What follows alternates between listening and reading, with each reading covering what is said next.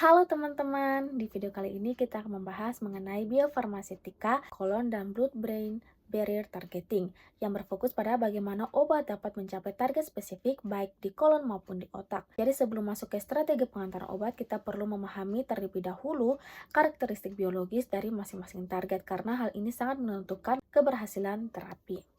Pertama, kita masuk dulu ke bagian biofarmasetika dari sirian kolon. Untuk anatomi dan fisiologi, kolon atau usus besar memiliki panjang sekitar 1,5 sampai 1,6 meter yang terbagi menjadi dua bagian utama. Pertama ada bagian proksimal yaitu cecum, kolon ascendens, dan transversum, serta bagian distal yaitu kolon descendens, sigmoid, dan rectum. Berbeda dengan usus halus, kolon tidak memiliki villi, namun permukaannya tetap diperluas oleh mikrofili dan kripta kolon. Untuk pH kolon sendiri mengalami perubahan yang khas. Dari ileum terminal sekitar 7,5 turun ke sekum menjadi sekitar 6,4 akibat dari produksi asam lemak rantai pendek oleh bakteri. Kemudian pH meningkat kembali hingga sekitar 6,7 sampai 7 di rektum. Kemudian mikroflora. Kolon memiliki kepadatan mikroorganisme tertinggi di tubuh yaitu sekitar 100 miliar sampai 1 triliun sel per mililiter. Bakteri ini menghasilkan enzim seperti polisakaridase, azoreduktase, glikosidase yang dapat digunakan untuk aktivitas obat tertentu. Lalu waktu transit di kolon cukup lama dan bervariasi sekitar 20 sampai 51 jam, sedangkan di usus halus relatif konstan yaitu sekitar 3 sampai 4 jam. Untuk mekanisme pelepasan spesifik, sediaan dirancang agar tetap utuh di lambung dan usus halus, kemudian melepaskan obat secara mendadak atau terkontrol setelah mencapai sekum atau kolon proksimal. Selanjutnya kita masuk ke penargetan kolon. Tujuan penargetan kolon itu ada dua. Yang pertama terapi lokal, seperti mengobati penyakit seperti kolitis ulceratif, penyakit Crohn, dan kanker kolorektal dengan konsentrasi obat tinggi di lokasi radang sambil meminimalkan efek samping sistemik.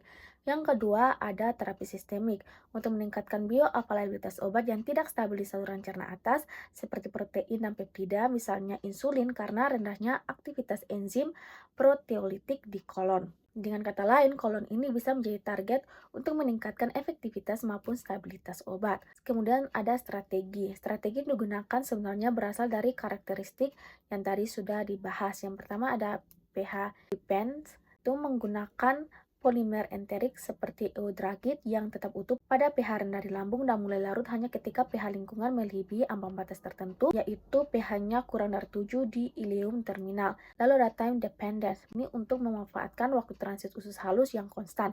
Sediaan dirancang memiliki fase lag atau waktu tunda sekitar 3-4 jam setelah meninggalkan lambung sebelum mulai melepaskan obat. Lalu ada microbial dependent, ini menggunakan penyalut polisakarida seperti pektin, guargum, atau ikatan azo yang hanya bisa dipecah oleh spesifik hasil produksi bakteri kolon. Kemudian kita masuk ke biofarmasetika blood-brain barrier. Jadi setelah membahas kolon yang relatif ramah untuk targeting, kita beralih ke organ yang lebih selektif yaitu otak. Untuk mencapai otak, obat harus melewati blood-brain barrier yang merupakan salah satu barrier paling ketat di tubuh.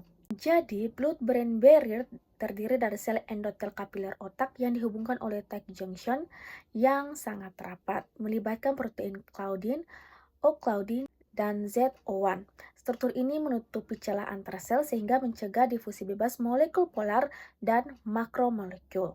Jadi meskipun sangat ketat, blood-brain barrier memiliki sistem transfer aktif. Yang pertama ada influx, ini membawa nutrisi penting seperti glukosa dan asam amino. Kemudian ada efflux yang menggunakan transporter seperti P-glycoprotein yang secara aktif memompa kembali banyak obat keluar dari otak ke sirkulasi darah. Selain itu, blood-brain barrier juga memiliki enzim metabolisme obat yang dapat menonaktifkan zat terapeutik sebelum mencapai target sehingga obat tidak hanya sulit masuk tetapi juga bisa dihancurkan oleh mekanisme metabolisme ini.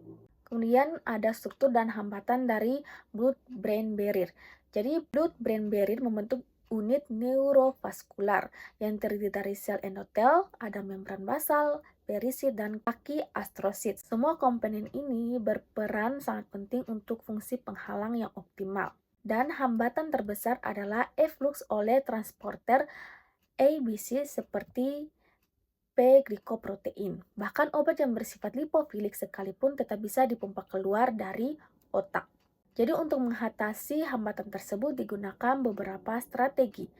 Yang pertama ada modifikasi lipofilisitas, yaitu memblokir gugus polar pada obat asli atau menggunakan sistem prodrug untuk meningkatkan kelarutan dalam lipid sehingga bisa berdifusi pasif. Lalu yang kedua ada transporter mediated. Ini memodifikasi agar obat menyerupai ligand alami sehingga dikenal oleh protein pembawa seperti transporter glukosa, GLUT1 atau asam amino LAT1. Yang ketiga ada reseptor mediated. Ini menggunakan ligand seperti transferin atau insulin yang terikat pada nanopartikel untuk memicu proses endositosis dan transitosis melewati sel endotel. Lalu kita masuk ke parameter bioavailabilitas target. Tujuan utama adalah paparan tinggi di jaringan target, yaitu otak dan kolon, dan paparan rendah di darah atau sistemik, untuk memaksimalkan efektivitas dan meminimalkan toksisitas. Kemudian ada rasio EUC otak atau plasma, merupakan parameter penting untuk blood-brain barrier. Rasio lebih dari 1 menunjukkan penetrasi yang baik. Kalau rasionya kurang dari 1 menunjukkan obat gagal mencapai target. Kemudian yang terakhir ada strategi formulasi dan evaluasi. Yang pertama untuk sediaan kolon, strateginya itu ada prodrug yang mengaitkan molekul obat dengan pembawa melalui ikatan azo atau glikosidik yang stabil di saluran cerna atas. Kemudian ada strategi sistem polimer responsif, menggunakan sistem multistimuli seperti floral yang menggabungkan pemicu pH dan enzim mikroba untuk meningkatkan keandalan pelepasan obat. Kemudian ada strategi untuk blood-brain barrier. Yang pertama, strategi modifikasi permukaan, yaitu melapisi nanopartikel dengan surfaktan seperti polisorbat 80 untuk meningkatkan apolipoprotein dari darah yang kemudian membantu masuk ke otak via reseptor LDL. Kemudian ada mukoadhesif, yaitu penggunaan polimer seperti ketosan dalam penghantaran nose to brain untuk memperlama waktu tinggal di rongga hidung dan membuka tight junction secara transien. Maksudnya membuka sementara atau tidak permanen celah antar sel epitel atau endotel sehingga obat bisa lewat lalu kembali menutup seperti semula. Sebagai kesimpulannya, kolon dan blood-brain barrier memiliki karakteristik yang berbeda. Kolon itu memberikan peluang melalui pH, mikroflora, dan waktu transit, sedangkan blood-brain barrier merupakan penghalang yang sangat ketat dengan berbagai mekanisme proteksi. Oleh karena itu, diperlukan strategi formulasi yang spesifik agar obat dapat mencapai target secara efektif dan aman. Sekian penjelasan mengenai biofarmaseutika kolon dan blood-brain barrier targeting.